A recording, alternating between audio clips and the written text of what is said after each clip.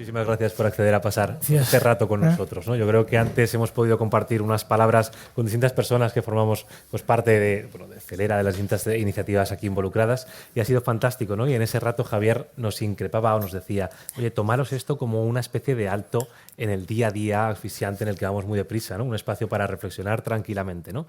Y yo creo que la primera parte de este evento de presentación del Informe Intec ha consistido justamente en esto, en tomar perspectiva, coger desde un alto nivel un poco de altura, y Javier nos abría la ventana a lo que eran esas grandes 10 tecnologías, ¿no? Que desde un ejercicio de prospectiva se han puesto de manifiesto para ser capaces de, oye, si seguimos en esta dirección, vamos a ser capaces de generar un impacto pues, positivo en España y posicionarla a un nivel de competitividad muy alto a nivel del escenario global, ¿no? Lo que queríamos en esta segunda parte es traeros a las personas que están pasando desde ese ejercicio más estratégico y de prospectiva a, oye, remangarse cada uno desde su ámbito y desde hace muchos años, algunos por aquí, en el ámbito de estas tecnologías, de cómo se implementan, de cómo están generando impacto directo. Desde el punto de vista que traeros también algunos retos que ellos tienen, que a lo mejor no se ven tanto en el día a día y que podemos aprovechar pues, su experiencia, su expertise, para que os lo cuenten, para que de aquí podáis salir con algunos insights tangibles para, oye, si se aprende algo y luego les queréis contactar a alguno de vosotros o con el conocimiento aquí generado os lo podéis llevar incluso a vuestras realidades, pues se pueda generar ese impacto positivo de una manera más grande, ¿no? Os han presentado antes, yo quería hacer una breve introducción de manera pues un poquito más cercana, si me permitís, ¿no?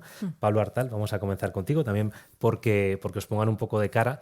Más de 20 patentes, si no he leído mal por ahí. Supongo que más, pero no las cuento. He hecho un ejercicio ahí de conteo rápido, ponía 25 en algún lugar, así que bueno, sobre todo en el campo de la óptica y también liderando alguna empresa que ahora entraremos en un ejercicio de transferencia, ¿no? Fernando Temprano, bueno, antes director del Centro de I+D+I, de una gran energética de nuestro país como es Repsol, ahora CEO de Tecnalia. Y bueno, Rosa Narváez, que te conozco de una manera un poquito más cercana, ya forma parte de la comunidad de Celera también.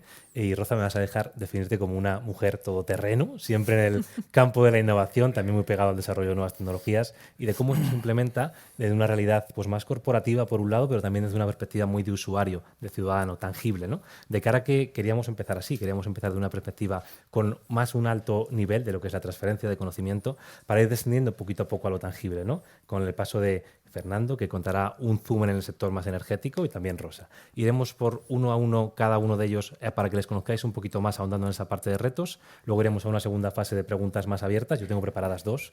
Y luego abriremos también al espacio y al público para que vosotros podáis, bueno, que contar las vuestras y que podáis incorporaros a esta mesa redonda también, ¿no?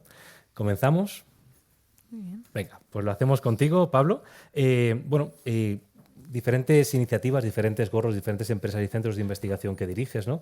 ¿Cómo se combina, ¿no? Yo creo que tenéis el gran éxito de estar, por un lado, liderando esa parte de investigación a nivel internacional y de éxitos probados, pero también una parte de comercialización, ¿no? Entonces, quería empezar un poco por ahí y que nos expliques cómo se balancean esas dos partes o esas dos aproximaciones diferentes. Y sí que quería, antes de que entraras un poco más al detalle, preguntarte por una parte quizá más personal, ¿no? De cómo fue en tu caso ese ejercicio de inicio en el camino de la ciencia, pero ya inicio porque quiero transferir de alguna manera, o la transferencia es algo que te encuentras. ¿Cómo funcionó? Bueno, es una pregunta muy larga. Buenas tardes a todos, por cierto. Y bueno, antes que nada, se me han quedado 2 cosas en el tintero de vuestra intervención anterior. No veo telediarios. Yo creo que debe ser bueno no verlos, ¿no? Y por otro lado, la inteligencia artificial es una maravilla para los viejos, porque el empujón que te supone, ¿no? O sea, que para los mayores estamos de enhorabuena. 2 pequeñas cosas que se me habían quedado ahí en el tintero, ¿no? Pero, bueno, yo soy un científico, ¿no? Soy un académico. Y lo que ocurre es que evoluciono, hago cosas de óptica del ojo, ¿no? Nuestro ojo, soy físico de formación. Nuestro ojo como un sistema que forma imágenes en la retina y que es el primer eslabón del sistema visual. Pero claro, esto tiene tales implicaciones en todo el mundo me quiere preguntar cosas, ¿no? Porque todo el mundo quiere saber qué le pasa con sus ojos, ¿no? Y muy al principio en nuestro laboratorio llevamos más de 30 años, ¿no? O sea que también es un camino largo. Muy al principio empezamos a darnos cuenta mal de que cosas que entendíamos, que aprendíamos, otros las utilizaban. Eso es un poco lo que pasa en España muy a menudo, ¿no? Aquí hemos sido bastante buenos en publicar, la gente lleva publicando 40, 50 años en buen nivel, pero bueno, mucho peores en utilizar lo que estamos haciendo.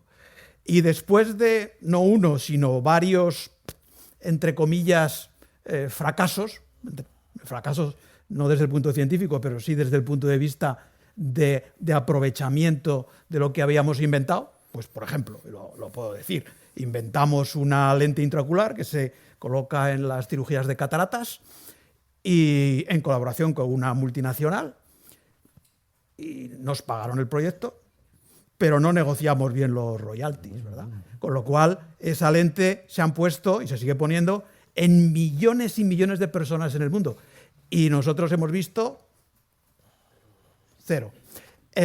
Y salvo la cosa que te digan, y mucho más, porque otra de las cosas importantes que yo creo que saldrá aquí, todavía el hacer innovación en España, pues, la gente piensa, no, con nuestras lentes, la lente que nosotros habíamos inventado, los vendedores cuando iban a Alicante o a Murcia, decían, sí, vengo con una nueva lente americana buenísima. Y entonces los que saben, pero esta es la de Pablo Artal, ¿no? Bueno, pero en muy poco ya era una lente americana, porque eso es lo que más o menos vende. En cualquier caso, después de ese tipo de fracasos o de no, pues pensé, hombre, pues vamos a intentar desarrollar nosotros, ¿no? Y montamos varias empresas, en particular Bóptica, que es la empresa que llevamos más tiempo. Y bueno, ahí, pues claro, somos unos pardillos, ¿no? O sea, que esa es la siguiente parte, ¿no? Cuando tú eres un científico y de repente dices, oye, me han tomado el pelo bastante, voy a intentar, pues bueno, por supuesto te lo siguen tomando. Entonces, básicamente esa es un poco la situación. Todavía yo no me siento un ejemplo de nada, me siento un ejemplo, yo a veces cuando me invitan digo, bueno, yo os puedo decir todo lo que he hecho mal y que no tenéis que repetir. Esa es mi contribución. No sé muy bien deciros qué debéis hacer, sino lo que no tenéis que hacer, ¿no? Y bueno, pues ahí estamos peleándonos, ¿no? Y me voy a callar más o menos ahí, ¿no? ¿Y cómo combinamos? No hemos abandonado nunca la ciencia, ¿no? Y la investigación, el desarrollo de tecnología, no, porque lo nuestro, eso es lo que nos mueve, pero intentamos empujar, intentamos entender un poquito mejor, intentamos vender nuestras lentes, ¿no? Y nuestros instrumentos de nuevo, con problemas graves, el tener ideas muy novedosas es muy difícil, ¿no? Es muy difícil vender algo muy novedoso. Y otra cosa que he aprendido, y ya termino, es que el pensar que tienes lo mejor no significa nada. Tener el mejor lente, el mejor producto, ¿qué más da? La gente compra otras cosas, no lo mejor, ¿no? Pero bueno, luego si queréis vamos un poco más. Voy a tirar un poco ahí más del hilo si me dejas. Decías que os estabais peleando, ¿no? Entonces, ¿con qué os estáis peleando, ¿no? ¿Qué son los 2, 3 retos grandes que tenéis ahora mismo? ¿Con qué nos estamos peleando? ¿Cómo lo estáis abordando? Peleando en el sentido pues, sobre una startup tecnológica haciendo cosas que no existen en un sitio del mundo y hacerlo en Murcia. Es, digamos, ser una especie de Quijotes tremendos, ¿no? Y entonces es una pelea vital, ¿no? Esto que decís de la valentía, yo no creo que es valentía, es la... valentía. A mí mismo, ¿no? La idiotez, ¿no? Es decir, bueno, eres un iluso, o el ser ilusos, ¿no? Entonces, bueno, es muy difícil, ¿no? Es muy difícil. Pero bueno, ahí estamos, ¿no? Y en algún momento también está una parte, en el aspecto nuestro, que mencionaba Javier, ¿no? De muy vinculado a la salud. O sea, nuestra... bueno, si yo estoy convencido de que alguien que lleva nuestras lentes intraoculares ve mejor, pero además las hemos diseñado para que se caigan menos. Y que una persona, que normalmente son personas mayores, no todo el mundo, ¿no? El que se caiga menos es fundamental. Es, digamos, ese plus en la calidad de vida. Esto no lo entiende todo el mundo, ¿no? Pero nosotros no somos, digamos, esa especie de empresario de dibujo ahí contando los dólares, ¿no? O sea, nosotros lo que queremos es que nuestras lentes ayuden a más personas, ¿no? Incluso las que patentamos sin ver un duro, ¿no? Pero, hombre, si vemos alguno, tampoco va mal. Vale. Y ya por último, tirando un poco más y pasamos al siguiente ponente, sí que te quería preguntar, ¿no? Con una mirada pues, a toda esta experiencia que has tenido a lo largo de tu vida, ¿no? En materia de transferencia, ¿cuál ha sido la principal barrera con la que te has encontrado, ¿no? Y cómo la has podido saltar? Bueno, barreras hay bastantes, ¿no? Como decía, una cosa es nuestra propia falta de preparación, ¿no? O sea, digamos que un científico no estamos, creo yo, preparados para saltar a todo lo demás, ¿no? Y la ingenuidad de decir, yo tengo este producto, tengo este prototipo en el laboratorio, fíjate qué bien va. Y dice, pues voy a montar una startup y voy a vender esto. Hombre, pero es que del prototipo del laboratorio al instrumento clínico que tienes que registrar y hacer todos los procesos y que funcione, es un camino tan largo y tan difícil que además no sabes hacer y no sabes bien a quién llegar, a quién mover. Digamos, esa parte, como os decía, a mí ahora me preguntan bastantes, ¿no? Y la gente dice, eres muy pesimista. Normalmente, cuando veo un proyecto de startup, te digo, no lo hagas. Es que no tiene sentido porque tienes este problema, este. Pero en cualquier caso, haz lo que quieras, pero yo no lo haría, ¿no? Entonces, es un poco esas herramientas, bueno, ya sin entrar a hablar un poco de los problemas de... nosotros podemos hacer muchas cosas con muy poco dinero, ¿no? Esa es la ventaja. Una de las ventajas de España es que las startups, probablemente el señor de los cohetes, pues está haciendo cosas con mucho menos dinero que lo estaría haciendo en otros sitios, ¿no? Y con la misma calidad. Entonces, eso es una ventaja, entre comillas, ¿no? Pero bueno, también una triste ventaja. La propia mentalidad, las dificultades del propio entorno, ¿no? La universidad, estamos cambiando un poquito, ¿no? Pero la universidad no está o no ha estado, digamos, preparada ni siquiera para entender estas cosas. Hasta hace 4 días, quien montaba una startup era un vendido al capital. La gente le miraba en el bar diciendo, ese debe ser millonario, fíjate, estamos en la universidad pública. Eso todavía existe, ¿no? O al menos se masca un poquito, ¿no? Entonces, el quitar estas cosas, y probablemente los jóvenes pues lo tienen un poco más fácil, ¿no? Pero, y hay que ser, pues esto, un poquito... no lo quiero volver a repetir, ¿no? Pero tú cuando te lanzas a esto, pues sabes que tienes un ecosistema alrededor, básicamente que quiere engañarte y quedarte con tus ideas y que rápidamente... Yo he sufrido varias cosas que nunca había entendido, esto que llaman la operación acordeón, que es que te dicen un día, usted son todas sus ideas, y usted tenía un 10%, pero mire, este 10% ya vale 0. Vale. Bueno, este tipo de cosas, ¿no? Entendido. En fin, tampoco quiero ser pesimista, ¿eh? Estamos aquí. Fantástico, pues gracias por compartir, Pablo. Fernando, pasamos en tu caso, ¿no? A la parte del sector energético, ¿no? Desde un punto de vista de cómo este sector está sufriendo pues, cambios, ¿no? Acelerados para facilitar esa transición ecológica y también, oye, hasta qué punto, ¿no? Y qué rápido está respondiendo a desafíos complejos, cambios de regulación, comercio internacional, etcétera. Y bueno, ¿cómo este sector los está afrontando? Pues el sector energético es un sector en transición permanente desde hace 180 años.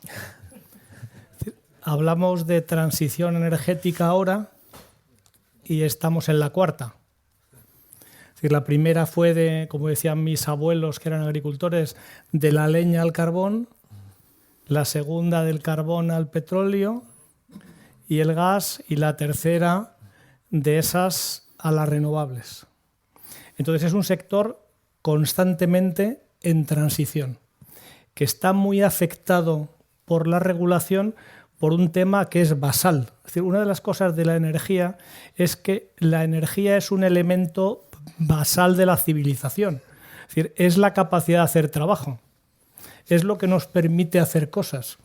La energía abundante y barata en estas transiciones es lo que ha permitido a la humanidad pasar de aproximadamente 1.000 millones de habitantes en el planeta en 1800 a los 8.000 millones de personas ahora, con un aumento del nivel de vida específico, es decir, del per cápita.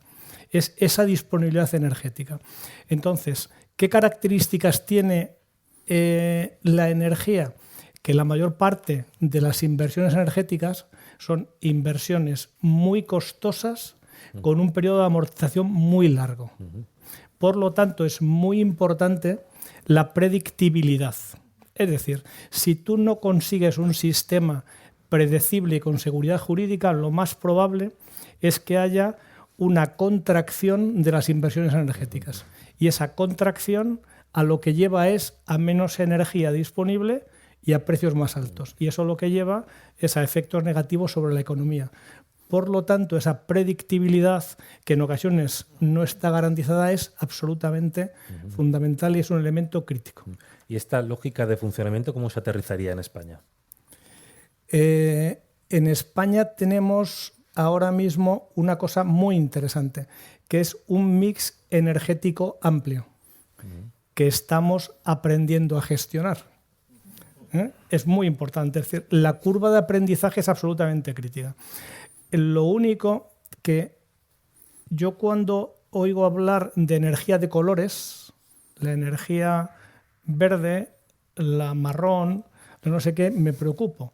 O la energía desde el punto de vista moral, la buena, la mala, la sucia, la limpia. La energía es útil y eficaz o menos útil y menos eficaz. Y tenemos, yo creo, que quitar esas palabras que son más bien mediáticas o políticas a la hora de tomar decisiones. Porque hay una cosa que yo, cuando doy alguna charla, siempre insisto en ello. Las leyes de la física están por encima de las leyes de los hombres. No se puede ir contra la termodinámica. Es decir, cuando un sistema puede, por ejemplo, quebrar técnicamente, eso es una cosa que depende de la física. Y tenemos que tener en todos los ámbitos personas con ese conocimiento para poder ayudar a tomar las mejores decisiones. Cuando se mete mucho la política en las decisiones y se retrae el trabajo técnico de los ingenieros, se pueden cometer errores. Entonces, yo creo que esta transición en la que estamos, si conseguimos crear ese mix energético variado, equilibrado y potente, puede ser muy interesante. Y una de las cosas que viene en INTEC que es, me ha llamado mucho la atención, es una palabra, es energía nuclear nueva como energía controvertida. ¿Por qué es controvertida? Porque en el pasado a la energía nuclear le pusimos calificativos morales. Seguramente como consecuencia del efecto heredado de la energía nuclear con la proliferación nuclear. Pero la energía nuclear como suministro energético es otra cosa. Y cuando el mundo ha visto la necesidad de tener ese mix, la tecnología nuclear ha vuelto. Y además ha habido una cosa que es muy importante, muy significativa. Los primeros desarrolladores de los reactores de torio fueron los americanos en los años 70. Lo dejaron, era una tecnología que abandonaron porque no generaba elemento de fisión para armas nucleares. La abandonaron. ¿Quién la ha retomado ahora? ¿Quién ha retomado ahora mismo esa energía para desarrollarla a un nivel industrial? Casualmente China. ¿Por qué razón China toma ese desarrollo a una velocidad de vértigo? Porque tiene un plan de tener un mix energético absolutamente envidiable. Porque tiene todo. Es decir, ahora mismo China tiene un plan en el que con 55 reactores nucleares está construyendo 21 dentro de un plan nuclear de construcción de reactores de 150 en 10 años. Apostando por tecnología tradicional, mejorada, y por tecnología nueva muy avanzada. ¿Qué significa eso? Desde el punto de vista energético y competitivo. Significa que ahora China no es el principal tecnólogo de energía nuclear del mundo. Hay franceses, hay americanos, hay surcoreanos, pero yo intuyo que dentro de 10 años el principal tecnólogo vendedor de tecnología nuclear nueva o tradicional en el mundo será China. Y ahí tenemos un problema de geopolítica competitiva. El que quiera tener esa tecnología la tendrá que comprar al que la venda. Y no me enrollo más porque me puedo enrollar muchísimo. Perfecto. Yo quería preguntarte un poco, y lo mencionaba Pablo antes en su discurso también, por la parte del talento científico que hay en España, ¿no? Altamente reconocido en los mayores puestos en términos de publicaciones científicas, ¿no? ¿Qué es lo que, más en función de tu experiencia, sobre todo cuando dirigías el Centro de Innovación de Repsol y de Innovación y Tecnología Repsol, qué es lo que valorabais en un investigador y qué falta un poco para que ese investigador pueda ser absorbido por el mercado, por centros de investigación como el que dirigías? Muy buena pregunta. Valorábamos sobre todo la excelencia y la originalidad. ¿Por qué originalidad? Porque cuando tú estás en un mundo extraordinariamente competitivo, es muy importante no trabajar desde el punto de vista de la innovación o de la investigación y desarrollo solo en la mejora de lo que tienes, sino en la construcción del futuro. Sobre todo cuando ese escenario es cambiante. ¿Qué buscábamos? Buscábamos personas expertas en temas de interés que fueran muy buenos y visionarios. ¿Qué les preguntábamos? Les preguntábamos en su sector cómo veían las tendencias futuras, si estaban dispuestos a tener una conversación sobre la visión, sobre los fundamentos del cambio, hacia dónde iban las cosas, con el fin de entender mejor ese cambio que era muy grande, muy acelerado, y prepararnos internamente y en colaboración para hacer eso. Y después lo que buscábamos con ellos, que era un tema que Pablo es una colaboración abierta. Yo insistía mucho en que cualquier colaboración en el terreno científico-técnico tiene que conseguirse desde el punto de vista de la colaboración win-win. Cuando alguien gana y otro pierde, esa colaboración no tiene ningún recorrido nunca. La colaboración científico-técnica más valiosa es la colaboración win-win con visión de largo plazo. Y ahí se forman unas alianzas muy potentes que son muy útiles para la academia y muy útiles para las empresas.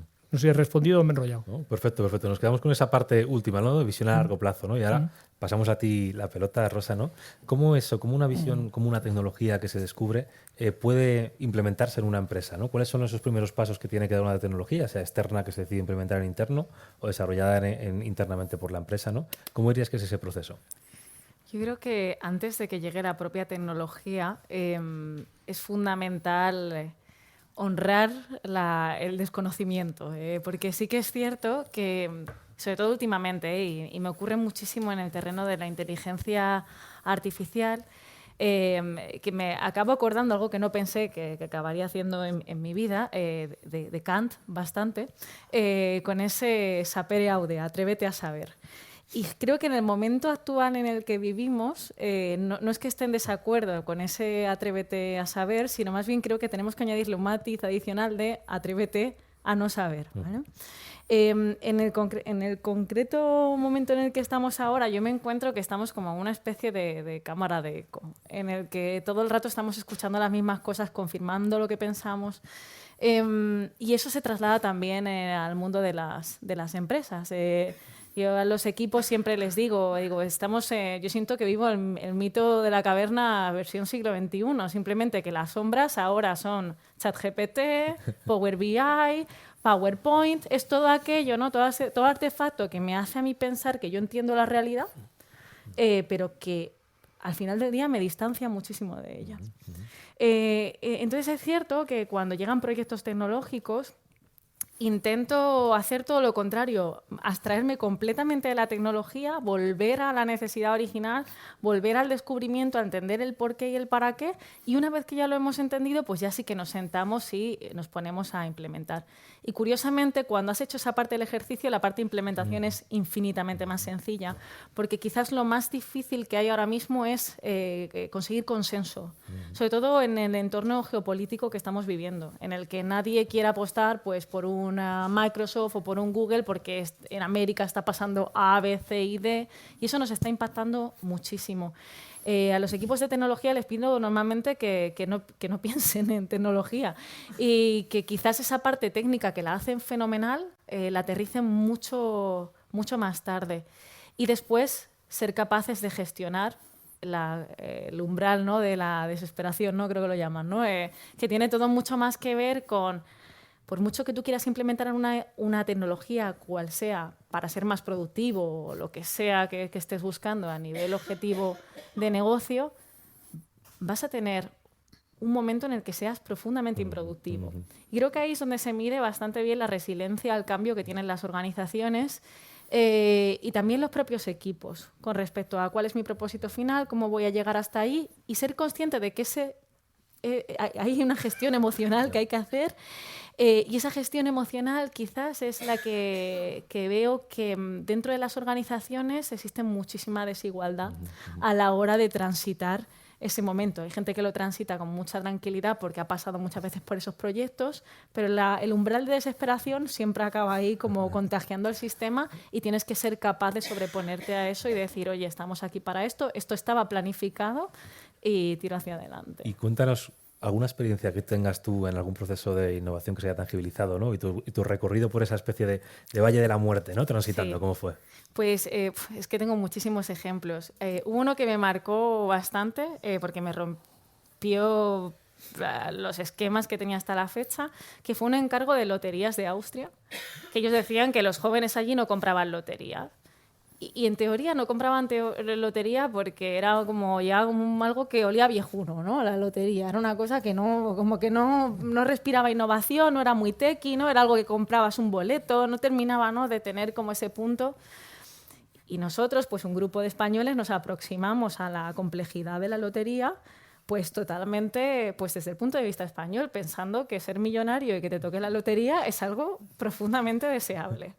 Y que además el dinero era una preocupación de cualquier europeo medio. Y las primeras veces, ¿no?, los primeros conceptos y prototipos que desarrollamos fueron un absoluto fracaso. ¿Por qué fueron un fracaso? Porque no estábamos entendiendo, no estábamos parando a pensar que igual una persona joven de Austria, aunque tenga exactamente las mismas necesidades que yo, puede pensar distinto. Y que su relación con el dinero, aunque seamos ambos europeos, puede ser radicalmente diferente. En este caso nos dimos cuenta, después de una investigación muy curiosa en la que tuvimos que utilizar diferentes tipos de metodología, más dentro del entorno casi que del psicoanálisis, para poder entender cómo pensaba una persona de Austria alrededor del dinero, nos dimos cuenta de que ellos no tenían una preocupación por el dinero. Ellos pensaban que el dinero iba a llegar en el futuro, sin ningún tipo de problema. Y que además les parecía que te tocara la lotería era una cosa profundamente de perdedor. Veo caras de sorpresa por ahí, por O sea, lo distinto de nuestro pensamiento. Que te toque la lotería o que tú estés deseando que eres un perdedor. El dinero hay que ganárselo, ¿no? Pero yo, en la investigación estaba que yo decía, bueno, pues... Y eso nos hizo cambiar completamente el approach en el producto, porque creamos un producto que daba la sensación a la persona que jugaba a la lotería, primero, que no estaba jugando a la lotería, segundo, tenía que tener un componente de achievement, y tercero, no podíamos hablar de dinero a la hora de hablar de lotería, lo cual era complicado. Complejo, sí. Al final sacamos un producto que por temas de regulaciones bancarias varias, yo no sé si al final acabó en buen puerto o no, porque era muy costoso para la empresa, pero tuvo muchísima aceptación, que directamente tú lo que hacías era apostar por experiencias. Quiero ese viaje a Bali, quiero recorrerme, pues yo qué sé, California, ¿no?, en una furgoneta X.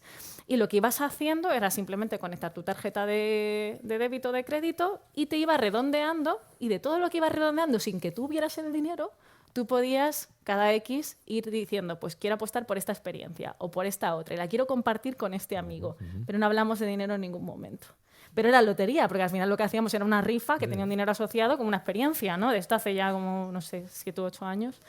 Y a mí ese proyecto me cambió mucho la cabeza porque me di cuenta de cuántas veces asumimos cosas que no son y cómo puede limitar la capacidad de impacto en contextos que creemos que están profundamente controlados. Y ejemplo más que bueno para la importancia de estar tocando, ¿no? Lo que estás intentando cambiar de alguna manera, de estar conectado y no encerrado, de ser en un laboratorio o en tu casa, sencillamente inventándote las cosas, ¿no? Que van a venirles bien. Eso es. Fantástico. Pues gracias a los tres por compartir. Sí que quería lanzar como una primera pregunta más abierta, ¿no? Desde algo que os une precisamente a los tres, ¿no? Que es la parte de, bueno, persona, talento, independientemente de la organización que se esté, del sector que se esté, ¿no?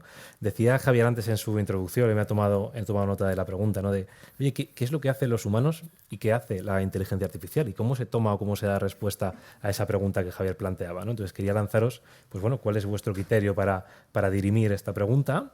Y cómo, bueno, sin deshumanizar lo que son los procesos, lo que son las empresas, cómo evitar también que quedarse atrás en la innovación a la hora de tomar una respuesta para un lado o para otro. ¿Quién se anima? Señalan a Pablo directamente. Bueno, me ha dejado un poco lo de la lotería. Estos eran muy curioso. Porque yo estaba pensando que sería un poco el tema de católicos o protestantes, ¿no? Pero en Austria hay bastantes católicos también, ¿no? Sí, yo creo que sí. Entonces, ahí me ha chocado un poco, porque eso efectivamente tiene... no sé si acabo de entender muy bien la pregunta así general, pero es que no sé si te lo he entendido. Si repítenos otra vez la... Básicamente es como, me suscitaba, ¿no? La pregunta que lanzaba Javier antes, es cómo no dejar atrás a las personas en el proceso que estamos viviendo de innovación acelerada, sobre todo materializada en términos de inteligencia artificial, y que están pues arrasando con muchas de las tareas que antes ocupaban humanos, ¿no? Entonces, cómo seleccionar aquellos puestos, aquellas tareas que van a estar, digamos, más en riesgo o no, sin perder esa parte de humanidad en el camino. Bueno, mi sensación es que va a haber muchos sectores muy directamente afectados, ¿no? La suerte nuestra es que todavía necesitamos muchachos y muchachas que piensen fuera de la caja, ¿no? Como que dice, y que estén inventando cosas, ¿no? Y que estén...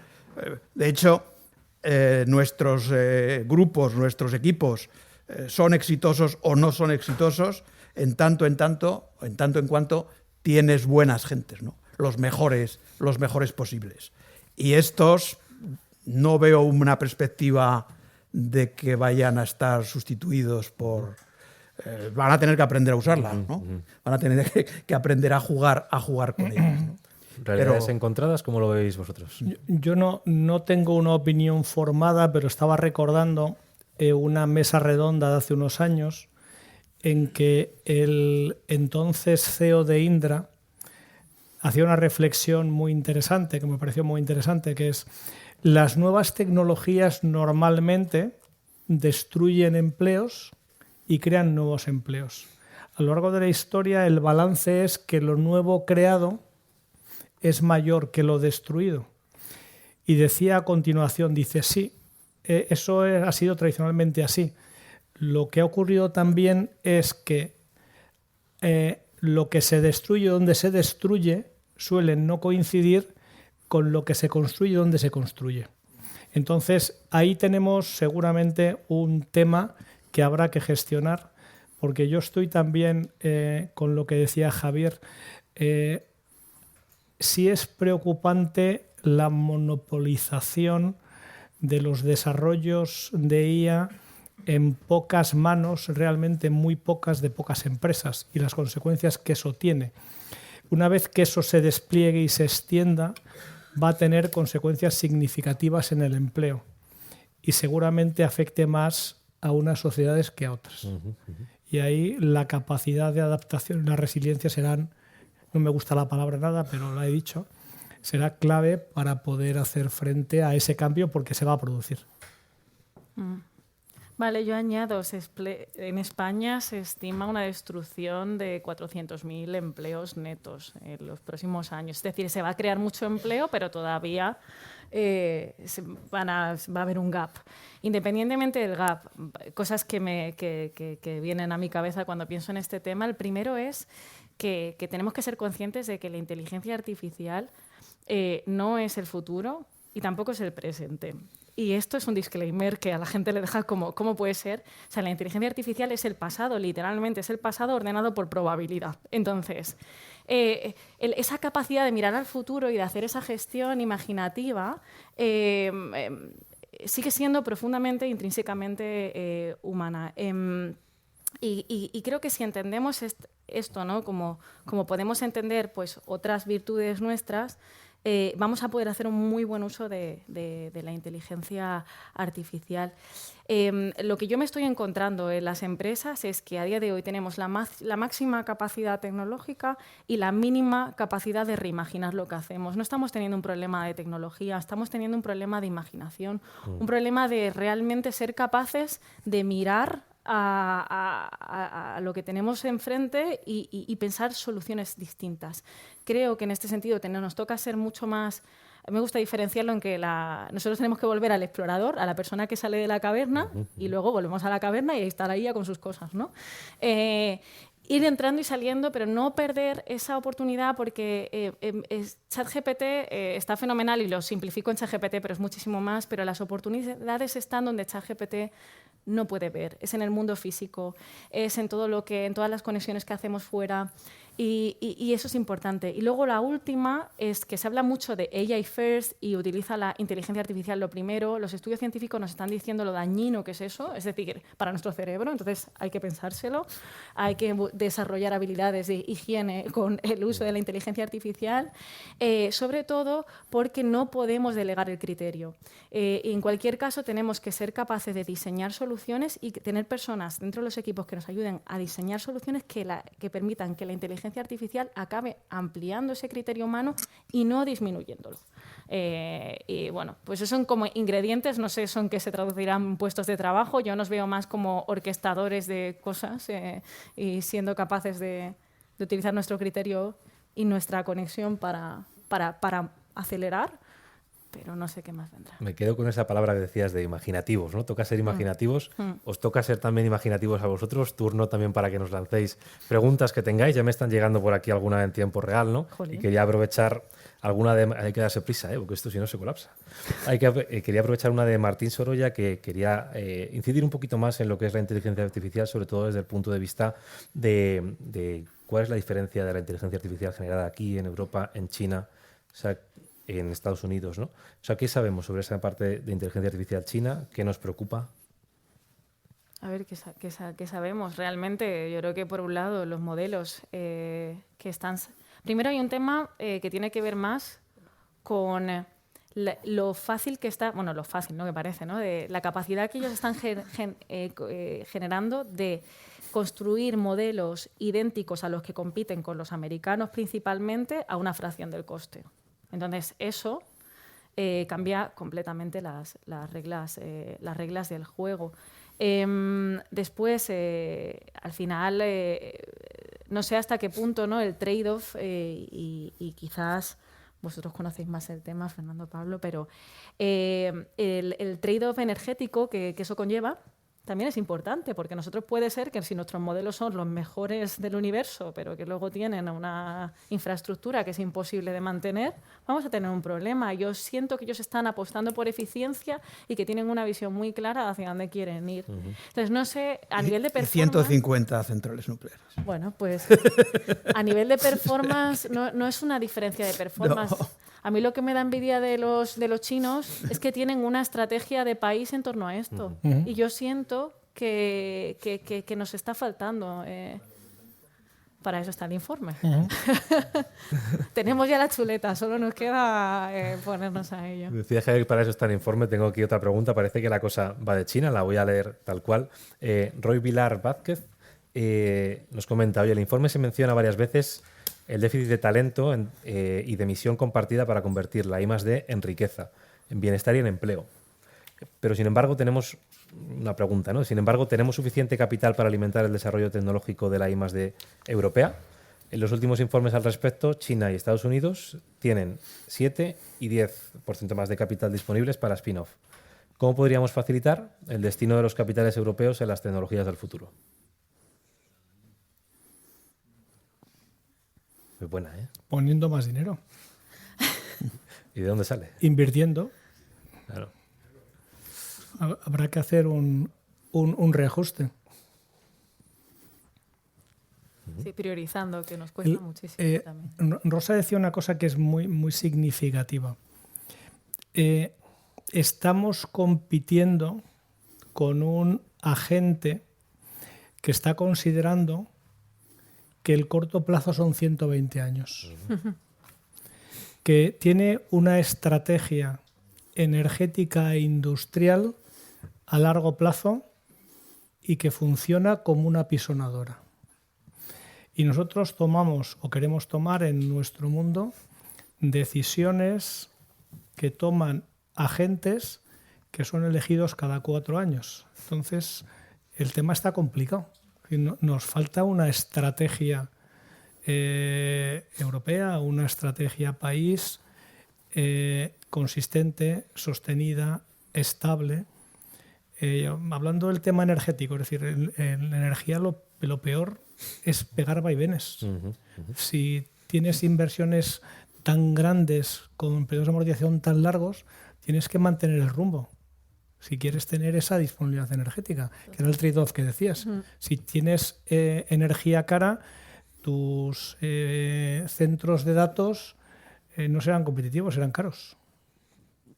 Que es así. Es decir, que hace falta eso. Es decir, eso de que haya más dinero, sí, pero tiene que haber una estrategia detrás industrial.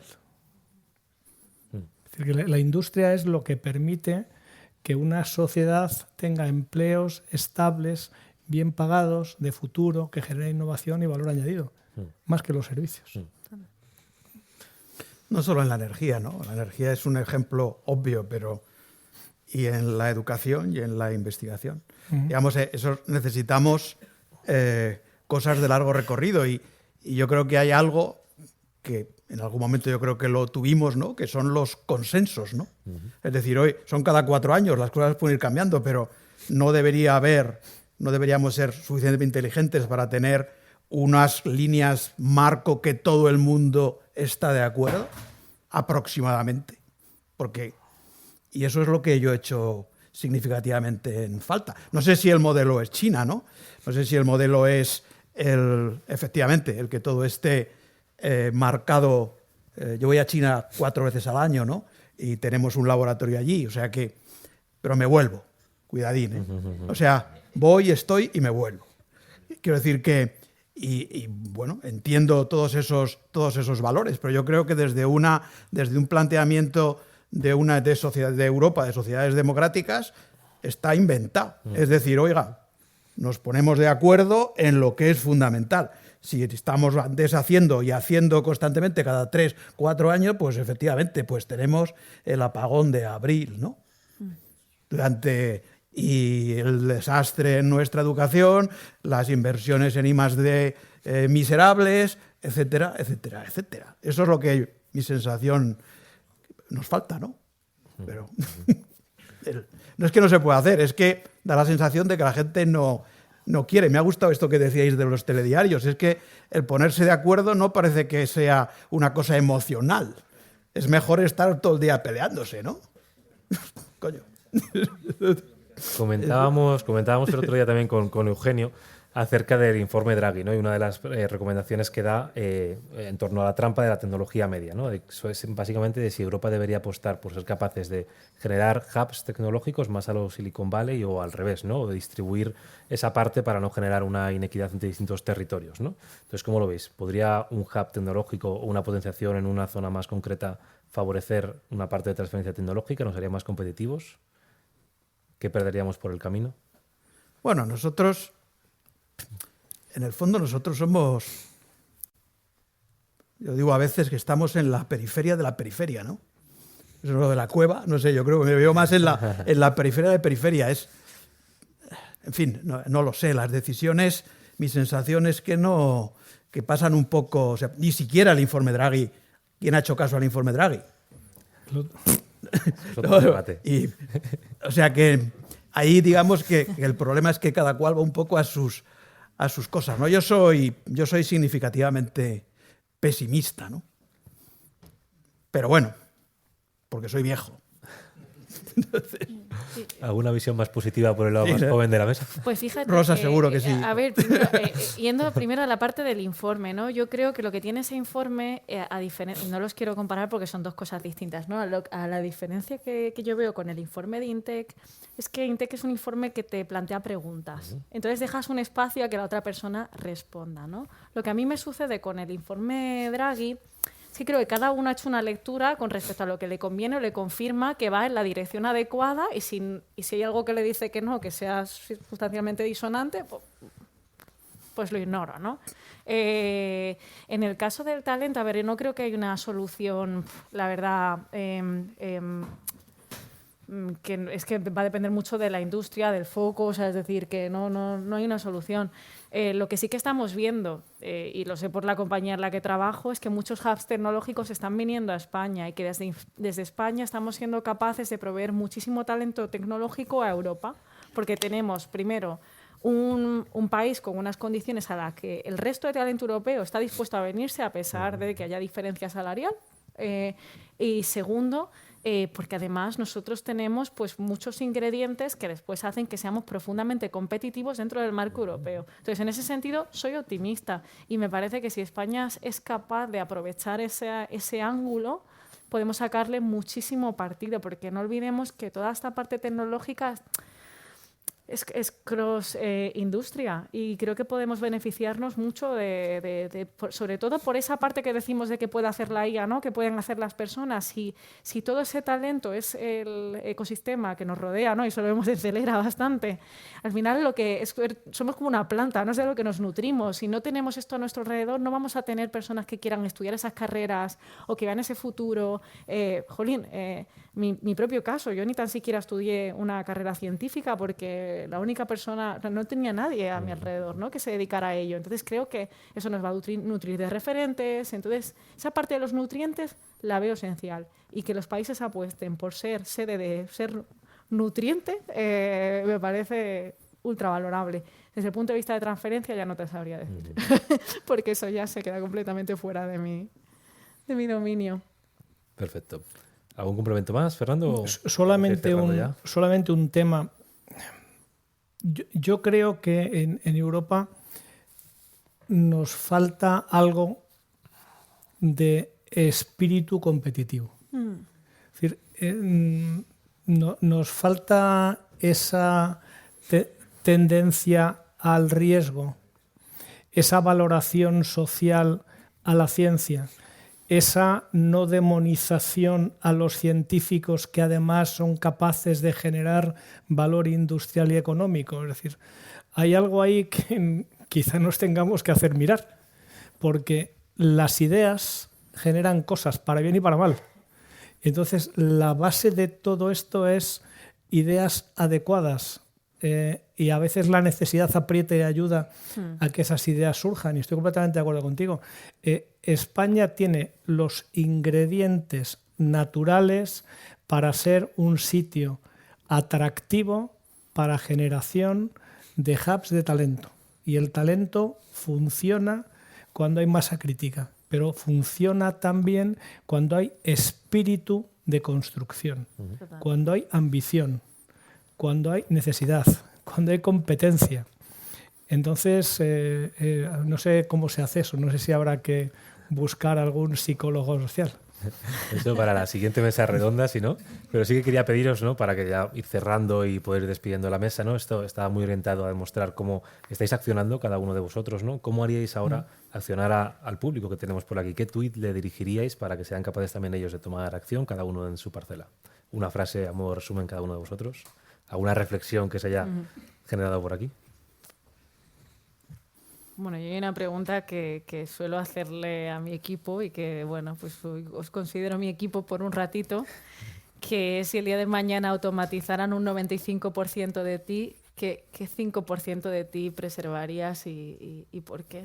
A mí esto me ha permitido entender cuáles son mis fortalezas, centrarme mucho más en ellas y hacer un backlog, una lista importante de temas que igual no me están aportando tanto valor y que tengo que amplificar o cambiar. Así que, bueno, ahí os la dejo. Por si acaso ayuda. No sé qué decir. Bueno, la ventaja es que es corto. Es una pregunta dura para un lunes, soy consciente. Si no, a mí me parece lo suficientemente buena como para cerrar con ella, vale. si no os animáis.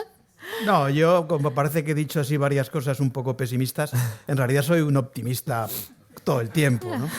O sea que no me gustaría que quedara esa imagen, ¿no? Especialmente en los... O sea, optimista y peleón. Y es lo que tenemos que hacer, ser optimistas y seguir peleando hasta el final, ¿no? en estas cosas. Y sin miedos y sin uno de los problemas graves que tenemos también en España y en algunos sitios, sin complejos, ¿no? O sea, porque lo de los complejos, a mí es una cosa, yo no sé, pues, nunca los he tenido, pero los noto por ahí. Sin miedo, sin complejos y seguir peleando. Bien, no ha sido nada. O sea, has empezado la parte que te correspondía a la mesa redonda diciendo que has montado una empresa en Murcia, o sea, es decir, tecnológica, es decir, me parece lo más bold que he escuchado en muchísimo tiempo. Entonces me parece el súper optimismo y además que me gustaría añadir el apostar por lo que nos hace auténticos y creer ideas que para otros puedan ser imposibles, porque eso los americanos sí que creo que lo hacen muy bien, ¿no? Sí. Esa parte de soñar y decir voy a por esto y da igual lo que me digan, y aquí está muy bien escuchar las opiniones de los demás, nos nutren, nos ayudan, nos informan, pero sí que tenemos que ir a soñar un poquito más alto. Sí, ya se me ha ocurrido. A mí me gusta mucho la historia. Y yo creo que la historia enseña mucho.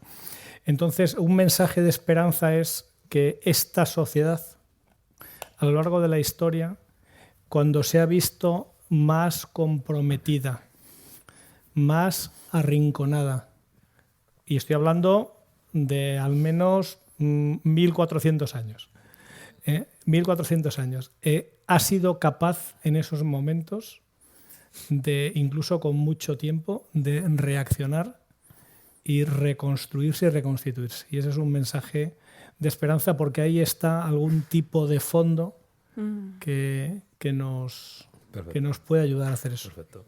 Pues nada, vamos, autenticidad para soñar, mirar sobre la experiencia pasada para sacar aprendizajes y tener el coraje, ¿no? Y la valentía de implementarlos. Con eso cerramos. Un gran gracias pues, a toda la cátedra y a todas las personas que han trabajado en el Informe InTech, a la Fundación Rafael del Pino por empujarla y por apoyarla y acogernos hoy, y a vosotros por asistir. Gracias. Muy bien.